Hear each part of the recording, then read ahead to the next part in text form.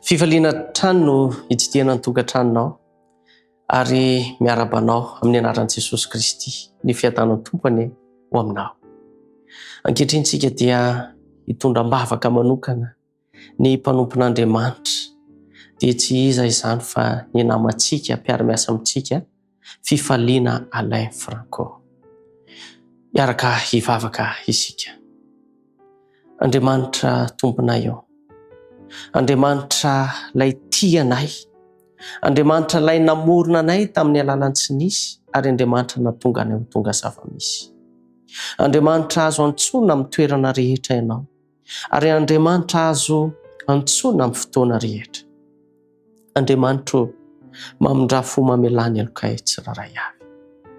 Ankehitriny dia mitondram-bavaka manokana ho an'ny namanay mpanomponao Fifaliana Alain Franco ny tenako. Jesosy malalo kasio amin'ny fomba manokana izany mpanomponao izany, indrindra ny loharanona retina ao anatiny ka hanaisotra izany ianao, hanasitrana azy amin'ny fomba mahagaga ianao.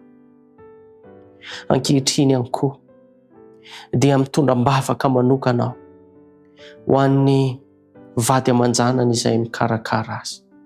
Ianao ane anome fahasalamana ho azy ireo ihany koa, anome fahendrena ho azy ireo ihany koa mba ahafahany mikarakara izany mpanomponao izany. Ary indrindra anome ny fahafahamanao rehetra ianao na lafiny ara-bola na amin'ny lafiny inona mba ahafahany mitsabo sy mikarakara ny zanakao.